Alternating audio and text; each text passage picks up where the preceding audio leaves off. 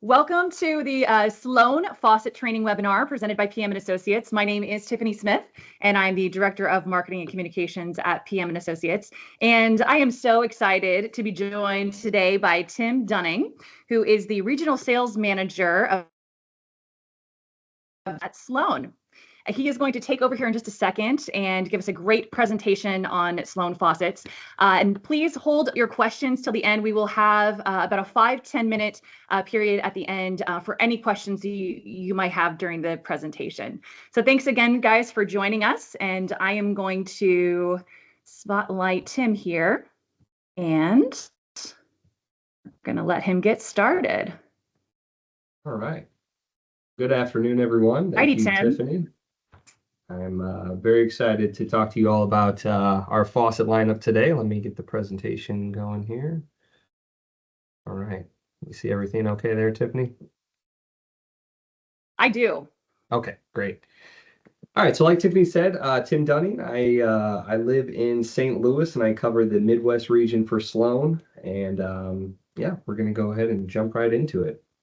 Couple things we're going to cover. We're going to cover the strategy that we have with faucets, as well as the attributes, and we're going to go over some family overviews. So any Sloan presentation that you see should incorporate this slide. I'm not going to spend a whole lot of time talking about our history, but it is something we're very proud of. Sloan is a 118-year-old company now. And many of you on this call probably know us for our flush valve, because we did invent the flush valve in 1906.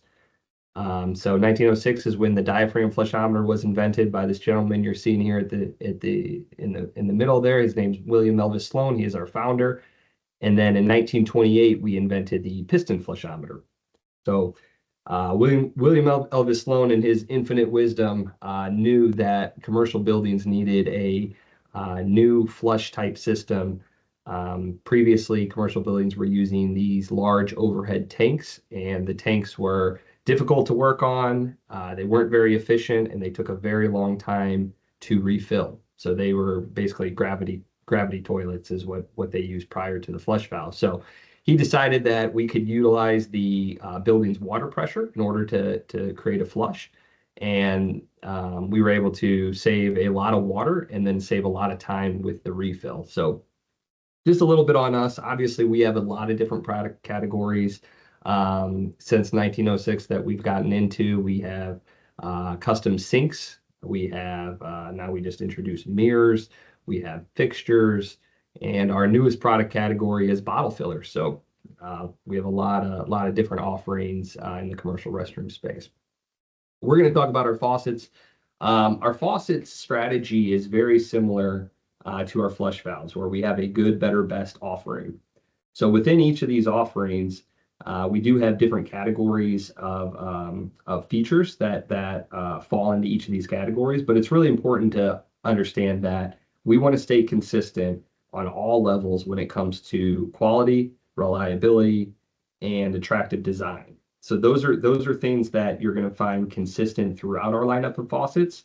The quality especially is important, because even though we do have a lower price offering with our standard offering, we want to make sure that that faucet is robust enough to be in a commercial environment. So that's something that's very important to us. There's a lot of ways to make a less expensive faucet. Things like putting more zinc content into the body or more plastic. And ultimately, that's not something that we're really interested in doing. We want to make sure our products will last at all different price points. So we'll go into each of these different categories. But when you think about our standard or our good offering, we're going to have limited power types. So we're only going to have 2 different power types. We're going to have limited spray types. So we only offer 1 spray type in our standard offering. And then our warranty is going to be less than the other 2 categories. As we move on to a deluxe, you're going to see things like matching soap dispensers. You're going to have additional power types, Sloan Connect, which is our Bluetooth app, and also some different finishes.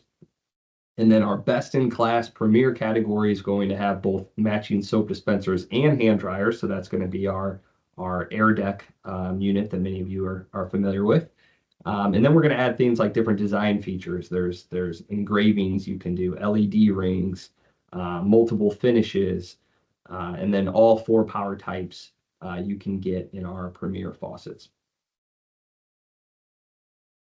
So this chart just kind of illustrates to you that, again, as we have more features, they're going to fall into our Premier category, and then our standard category is going to be a little bit more basic. So our standard category, many of you know as our SF faucets. This is going to be our basic kind of plug and play type faucets. There's no bells and whistles.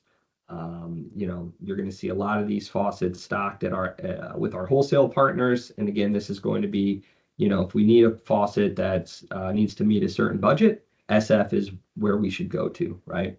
But you can see there's a couple faucets here on the right that are new. That's the SF 28 and 2900 series.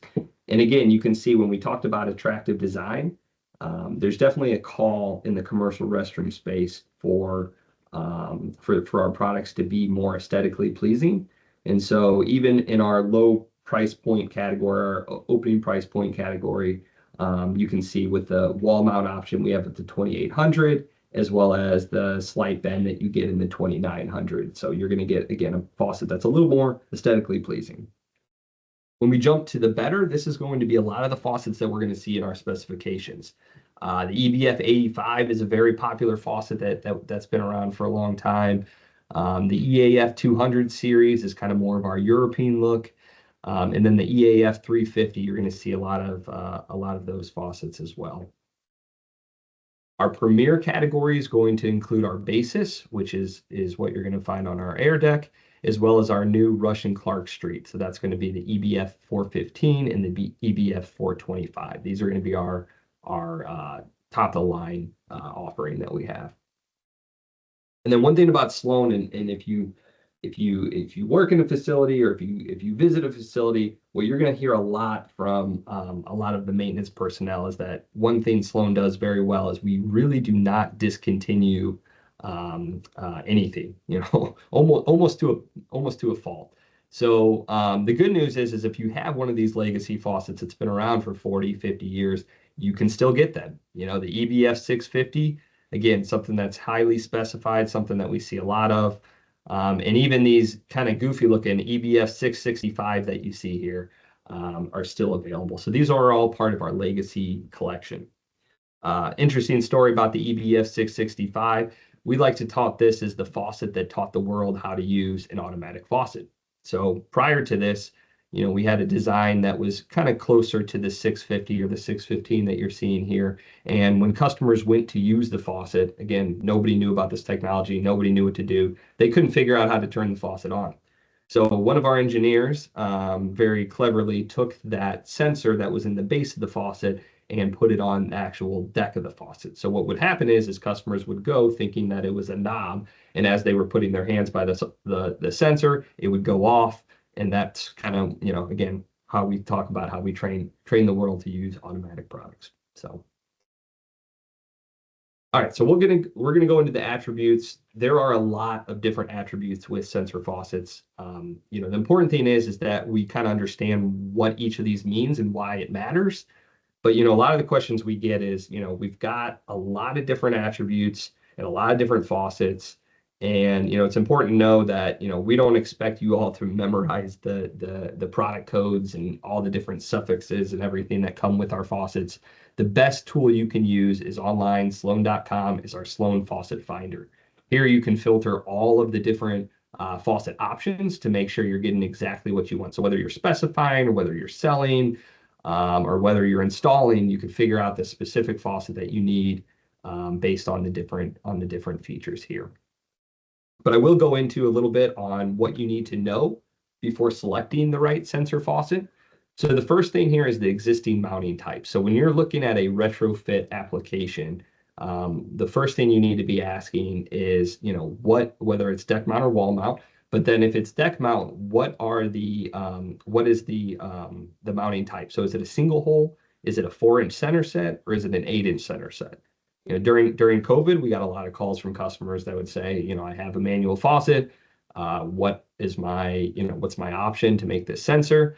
And the first question we should have been asking is, what is the deck mount situation? So if it's a 4-inch, then you're going to need a 4-inch plate to cover up those holes. If it's an 8-inch faucet, think about a faucet that has a gooseneck, wrist blade handles. A lot of times those are on an 8-inch spread. Then you may need an 8-inch plate to go underneath the faucet. The other thing to consider is if it's wall mounted. If it's wall mounted, you're going to need to know the wall thickness as well as the depth of the chase. One aspect that I think is often forgotten is the basin type. So understanding the sink that the faucet's going on is another important thing, especially for specifiers. We get a lot of calls where, an architect or a designer will pick out a specific faucet they really like and not necessarily consider the sink that it's going on. So what would happen is potentially you get knuckles scraping at the bottom of the sink because the spout isn't long enough, or based on the sensor adjustment, it may not be the right one. So you need to make sure that you're considering both your basin as well as your faucet. Is it a large basin? Is it a scrub sink? Is it a vessel? All those different considerations. And then also your temperature mixing requirements. So do you have a single line that is being fed to the faucet through some master mixer somewhere else? Or are you going to have to mix the faucet at the faucet itself? And if you do need to mix the faucet, having dual lines coming in, you have a couple different options. You have a below deck mixing valve like you're seeing here, the Mix 60 or the Mix 135. And then we also have some above deck mixing options like the ISM and the ITM. These acronyms that you see mean ISM is integrated side mixing valve, or integrated thermostatic mixing valve. These options allow the customers to change the temperature above the deck. And a lot of facilities say, that's a nice feature, but we don't necessarily want people to be, adjusting the temperature or messing with it. It's something else that could potentially, break. So in that case, you can set the temperature from above and then cap off that integrative side mixer so that the temperature is consistent. And just a little bit about anti-scald as we're talking about mixing valves. ASSE 1070. Anytime you see this basically means anti-scald, right? And anti-scald is very important because, the vulnerable in our communities, like the elderly or young children, does not take very long for high temperature water to create a 3rd-degree burn. So here's a chart that kind of shows you how quickly you can get burned based on the temperature. So it's really important that you do have the proper mixing to avoid this situation. An ASSE 1070 standard is for any devices that limit water temperature to a fixture, so sinks, lavatories, bathtubs, all of that to reduce the risk of scalding. So how do we achieve this? Well, you achieve it through thermostatic mixing valves like the two that you see here. Essentially, when drop in water pressure is detected, then it will shut the drop in cold water. It will shut the device off so that the hot water cannot come out and burn the person using it. Now we do have an option, like I said, the ITM. This faucet that you're seeing here is our integrated thermostatic mixing valve. This is an option where the thermostatic portion is actually built into the spout. The nice thing about that is that you do not need to have an additional mixing valve underneath, which creates a lot of clutter. It makes your installation easier because it's one less thing that you need to put together, so it saves on your time and labor. So this is an option with our ITM series faucets here. Why are ours better? We've done a lot of testing with these, and we've found that ours responds faster to situations with that immediate lack of cold water, and it reacts much more effectively to those pressure imbalances. So again, thinking about the chart that I just showed, it's very important that we can easily adjust these temperatures where needed. All right, so we're going to get into key component access. So this is another important attribute to consider.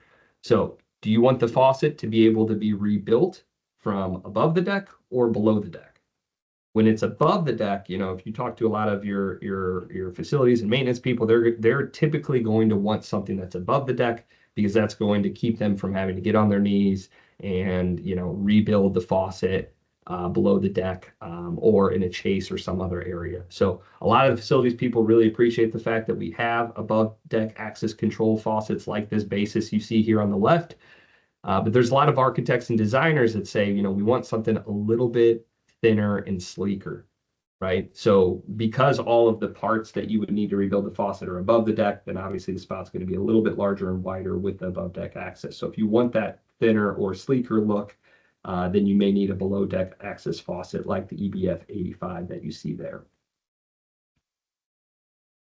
With the below deck, you're going to get you're going to utilize a box similar to the one that you're seeing here. So this is our BT box. This is probably some of the best technology that's out there that Sloan has to offer right now. We get a lot of really positive feedback about this box. We've standardized this on all of our EBF ETF faucets. There's a couple of really cool features about this. So if you look at this piece here, this is the solenoid, and it has an integrated water shutoff that is built into the valve. So the reason this is nice is you do a short quarter turn, and the water to the faucet now has been shut off. So a lot of times, they either won't put in shutoff valves underneath, or maybe the shutoff valve has failed, and so then they have to go looking for an isolation valve. The isolation valve may mean that you have to shut down the restroom completely while you're just working on one faucet. So instead of having to deal with that, that every Sloan faucet with below deck controls is going to have this integrated water shutoff. So you can now, one, change the solenoid. You could change out the batteries.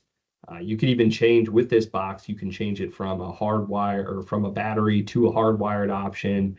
There's just a lot of really cool features within this. This box also has Bluetooth that's incorporated in it. I'm going to talk about Bluetooth here in just a little bit. But yeah, a lot of good features there. And then also quick disconnects. Both the inlet and the outlet is quick disconnects. So for our plumbers that are installing these, again, it's time-saving measures. When you're putting a lot of these faucets into a facility, something as simple as being able to do the quick connects on both, that can save significant time throughout the project. So a lot of questions we get about power types. So we have 4 different power types: hardwired, battery, solar, or turbine. Hardwired is ideal for new construction projects. Obviously, if you're using a hardwire, then you don't need to regularly change out batteries. If you're going to use battery, there are a couple of better options to extend that life. So that's going to be our solar and our turbine powered batteries. And the questions are, well, what should we use, right? Well, what is your existing maintenance routine and resources? Right? A lot of these facilities are saying, hey, we have less people that actually do plumbing, right? Maybe they have less people, plus those people now have to change light bulbs. They may have to, do all kinds of things throughout the facility. So changing batteries is not something they want to add to the things to do that they have to do. So then obviously a hardwired would be a better option there. Sustainability is a big option, a big consideration as well, right? Batteries that we use that end up in the landfills, not necessarily a sustainable option. So that's something that you need to consider. But of course, there's always a budget, right? If we're going to bring power to these units, it's going to cost us more in the front, right? So what do we recommend? Our best, option is always going to be a hardwired wall transformer with battery backup, right? All of these options are going to have a battery backup in case there is an issue with power. You do want to have that battery backup. But if you do have to go with a battery option, we're going to recommend either a solar or a turbine. A lot of times, and especially in retrofit applications, you're not going to have power to the unit. And so, battery may be the only option you have. So solar and turbine, there's a couple ways that these work. So with solar, and it's a little confusing because it's solar, and then even this image you could see here has a sun on there. You don't need sunlight in order to power this faucet. Any ambient lighting is sufficient to power this faucet. So essentially, you take the lighting, it charges a capacitor, and then the capacitor is what allows this faucet to activate, right?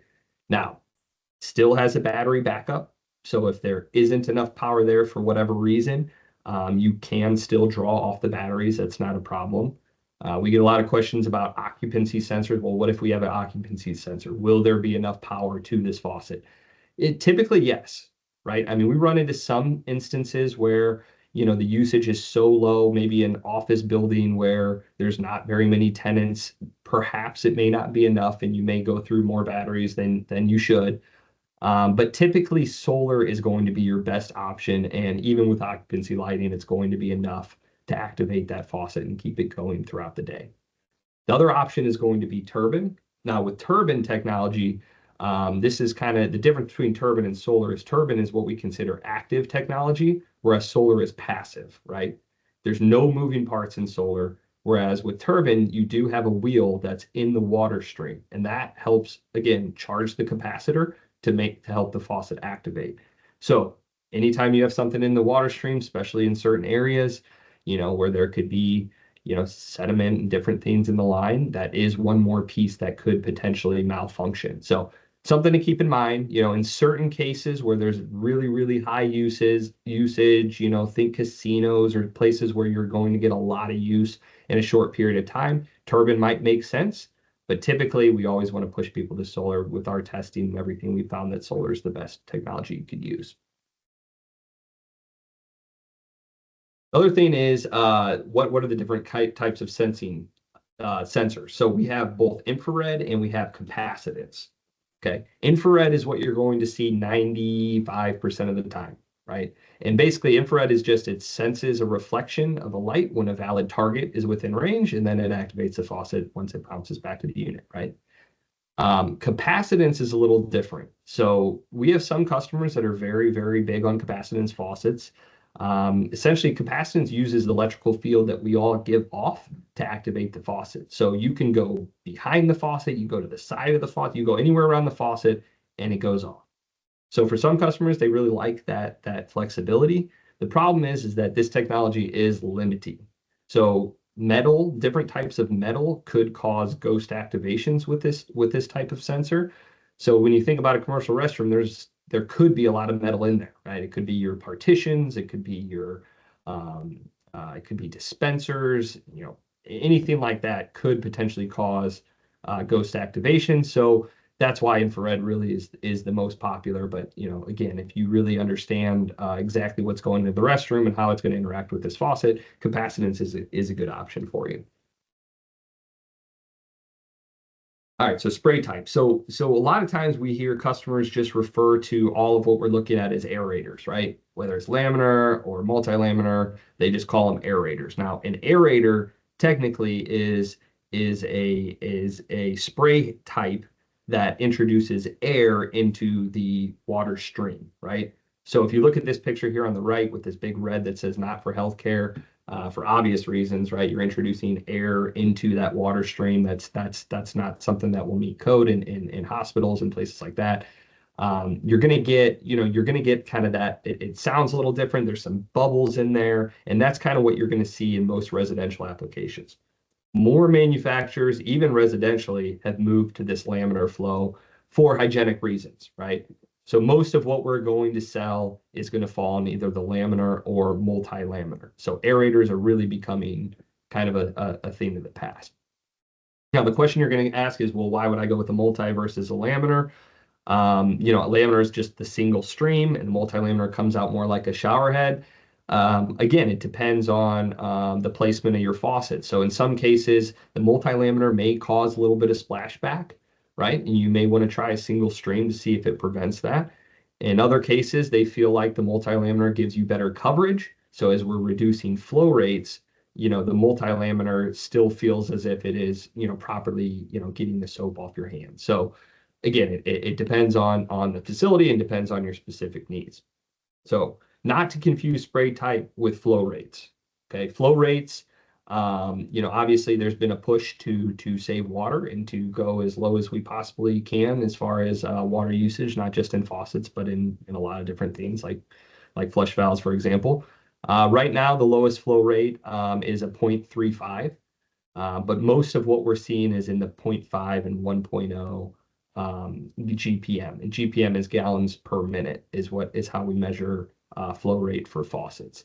We do still see some 2.2, and that's mostly in healthcare situations. Think about things like surgical scrub sinks where, it's very important that they get that proper amount of flow to wash off what they're doing there. So just keep that in mind. But most of our faucets are going to utilize 1.0 or 0.5. I mentioned Bluetooth. You may ask yourself, why do we need Bluetooth with faucets? And this is technology that we actually came out with about 6 years ago. So this has been out there for a while. We added this to our faucets with no upcharge, right? So we just automatically added Bluetooth to our faucets. And there's a lot of really cool benefits, and it's important to talk to our customers, our end users about this technology, because like I said, they may have it and not even know that they do have it, right? This allows you to adjust settings wirelessly. You could change things like the metering, activation. You could set timeouts. And the other thing you can do that's became very popular is activate this line flush. So line flush allows this faucet to go off X amount of time, for X amount of time every 24 hours. So you're ensuring that faucet has water that is flowing through the pipes, and that helps keep things more hygienic. That helps, some of the worries around Legionella and all of that. So in healthcare applications, there's a lot of hospitals right now that are sending people around to activate all the faucets and all the flush valves in the facility just to keep water moving. And, if they have a product with the Sloan Connect app, they could easily set that and eliminate that person from having to go every day and run those faucets. So that's a really cool feature here. You can measure and report water usage. So you have a confirmed flow rate option here. Now you will still have to change the spray head and the flow rate physically, right? But then once you do that, then you can go into this app and change it, and then you can get a report on how much water you have used, right? So you can help justify the cost to change that spray head and that flow rate, and help kind of show the amount of water and the impact that changing that has had. So some neat data points that we can get there. And then just things as simple as changing the sensor range, right? We may need it to come out a little bit further, maybe not as much, all those different things you have the ability to do with the app. The app is really easy to download. You sign up for an account, and then once you do that, you now can go and change the settings and utilize it on these faucets. So really, really cool feature there. Also runs a brief diagnostic. So if you need to, figure out you're frustrated, you can't understand why this isn't working, you can run diagnostics. It can tell you if there's something wrong with the solenoid or anything like that. And then it can actually send a report to Sloan. So once we get that report at Sloan, you can call up our tech support department, and they can actually look at the specific faucet that you're working on and help you diagnose it that way. So again, the point of the app is really for the facilities people to become more efficient with diagnosing the problems. And then of course it has a battery indicator as well. So you're not going and changing batteries. If you have a big event coming up, let's say it's a stadium, and you're going to have a lot of people through there, and you need to make sure that it's not running out of batteries, you can go and see what percentage it's at to make sure that you will have enough power for that day or for that event. We had the same thing with our flush valves that you could utilize on as well. So just some neat features there. And this is all for below deck controls, like the BT box that I showed you the breakdown of. That's what has incorporated this technology already. For the above deck controls, like our basis faucet, again, when you think about everything that needs to be contained in that faucet spout, we didn't quite have the space to add Bluetooth as well, but you can have an adapter that adapts below the deck so that your basis and your above deck faucets also have the ability to be Bluetooth. All right, so finishes, we now have 5 different finishes that we have, special finishes. So we have polished brass, brushed nickel, brushed stainless, graphite, which is probably our most popular. That's the black one here that you see here on the right. And then we just introduced brushed brass. So very excited to have those additions to, of course, our classic chrome. One thing to keep in mind with special finishes in commercial environments, you want to make sure that your faucet has a PVD finish. You do not want to have powder coat faucets in a commercial setting.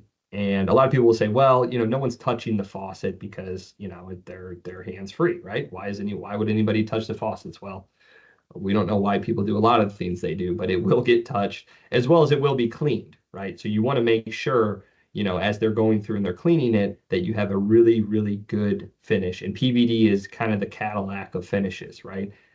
Instead of going over it like a powder coat, it's actually going to bond the finish to the product. So there's a lot of science behind this, but ultimately, we utilize, like I said, the best technology for special finishes with PVD.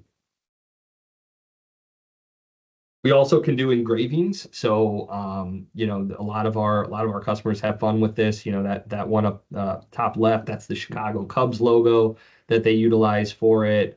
You could see the Notre Dame logo that we've done there.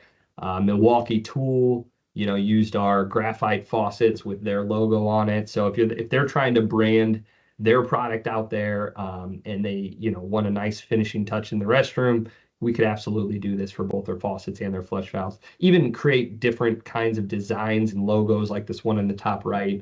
It's just kind of a cool design idea that one of our clients had, that we can do that and we can etch it on the basis faucet. So kind of a neat feature there.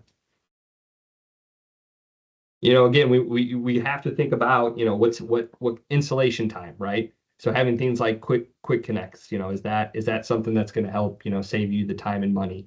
We talked a lot about the facility. So what do we do after it's been installed, right? The twist off, shut off, integrated water shut off is a great feature that is built into the solenoid there, the Sloan Connect app, all those different things. Of course, there's always the initial acquisition cost versus the post-install cost, right?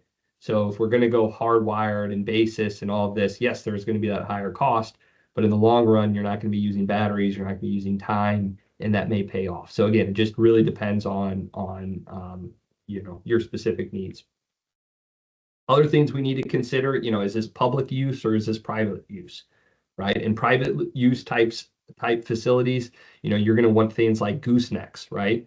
Higher flow rates, like I mentioned with the surgical scrub sinks. Line flush is very important because if it's private use, maybe the room at the hospital isn't getting used every day, and you want to make sure there is water going through there. So those are all things to consider. Whereas with public, low to mid height, that's very important. Splash and slip and fall is a very big deal for these facilities. It's a huge liability for them. So you want to make sure that the spout height is low enough to where you're not getting that splash back and getting water on the ground. And then frequency, you look top left there, Chicago O'Hare, we consider high frequency 250 activations per day. I could guarantee that our faucets at Chicago O'Hare are getting that and more, right? Versus a commercial office building where it's going to be, a lot less frequent. And then intermittent. So this is the Las Vegas Convention Center. You're going to have huge swings from high to low, right? Large shows in, you're going to have a lot of activity, and then maybe for a few days as they're closing up the show, then maybe there's very little, and then it goes back up. So those are all important things to consider. Is do you have that intermittent use? Sloan Park is a great example of intermittent use there too. So Sloan Park is the spring training facility for the Chicago Cubs in Mesa, Arizona. Obviously, during spring training, they're going to get a lot of activity. And then there's going to be large periods where there's not, right? They may have some shows and some different ways that they're utilizing the park, but there's a lot of time at Sloan Park that just doesn't get used. So being able to do the line flush is a very big deal at Sloan Park. And obviously what we're going to recommend is really going to depend again on the facility. So if it's a high frequency like this airport, like Chicago O'Hare, we definitely do not want battery powered faucets there if we can help it, right? They would have to have someone on staff that's changing batteries out all the time because of just how much usage they have. So, we're going to recommend something like our basis faucet and hardwire at an airport. Whereas, commercial office buildings, a lot of these, retrofitted in the last 4 years. And again, they didn't have the option to, put a hardwired faucet in there. So there's nothing wrong with a basis or an Optima battery powered, and they're not going to get the same level of usage, obviously, as the other ones. So battery may be good for these type of situations. All right. So in conclusion, just a couple things, to think about when we think about Sloan. We've got the largest range of flow rates, spray types, and body types than any other manufacturer out there. I talked about the superior anti-scald that we have, but really, I think the thing that sets us apart the most is going to be our parts availability. There's nothing more frustrating than something going down, in a faucet and maintenance getting a call, and they call up their local wholesaler. And the wholesaler says, we don't have the parts in, we'll have to order it, and it may take a week, right? We have a lot of really good partners all throughout the country that stock our parts. I mentioned that we don't discontinue parts often, so you're not having to say, hey, do you have the new solenoid or do you have the new? We're very consistent with our parts in our compatibility across all platforms. So that's a huge piece of it. And then really, when we look at our sales rep teams like PM, we want to make sure all of our teams are extremely technically advanced and superior to the other reps that are out in the market. So we want to make sure that they have had the proper training and that they have all the information they need so that they could come to your site and help diagnose things, because quite frankly, a lot of these customers just don't have the time to sit around and try to figure all this out. So we do have an amazing technical sales team. And then really just our technical sales department at Sloan is the best out there. I mean, we're really best in class. We've got a lot of great ways that we can help you out when you're on site. So that is all I have today. Tiffany, would you like to open it up for questions? Yes, absolutely. Does anyone have any questions? You are free to take yourself off mute and ask Tim anything that's on your mind. Going once, going twice.